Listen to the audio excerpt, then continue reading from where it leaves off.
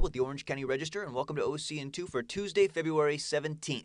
The National Weather Service says fleeting showers left over from the Pacific storm that slammed Orange County on Monday could fall through 9 a.m. this morning, slowing the morning commute. Today's temperatures will only reach the upper 50s, but tomorrow we should see the beginnings of a warming trend, with inland temperatures rising into the 70s Wednesday through Friday. Orange County prosecutors have filed murder charges against Gary Shockey, a self-help author and investment businessman, in the death of an elderly Phoenix investor.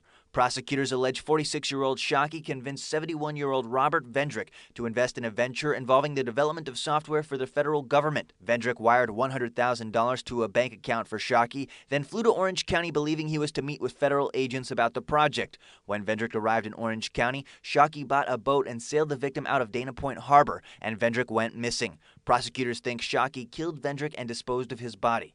Shockey is being held in Virginia on an unrelated theft case, and prosecutors want to extradite him to Orange County.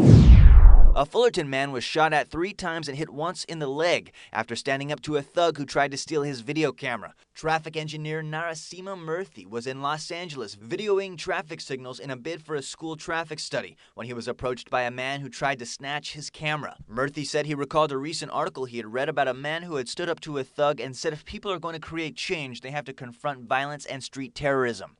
Murthy said his family thinks his fighting back was foolish, but he says people have to sacrifice to save our community. So far, no suspect has been arrested in his assault. Dozens of volunteers turned out Monday to offer help and support to the pastor of a Santa Ana church after he lost his home to a fire on Sunday night. John Sherman, a pastor at Calvary Church in Santa Ana, greeted the volunteers with hugs and handshakes and an attitude that there are far more important things than a house. On Sunday night, a fire burned for more than 3 hours in Sherman's 3-story historic Santa Ana home, causing about $1 million in damage, but fortunately, no one was hurt. Firefighters suspect the fire started in a fireplace at the back of the house and are still investigating the cause, but believe it was accidental. Sherman and his wife bought the vintage farmhouse built in 1886 in 1980 and raised 4 children there.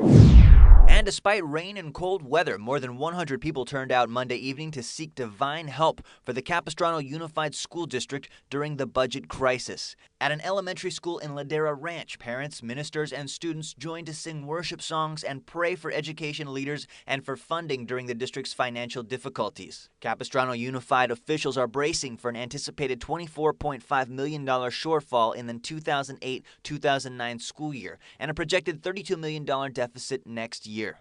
And you can read more about all of these stories and get your breaking news all day at ocregister.com.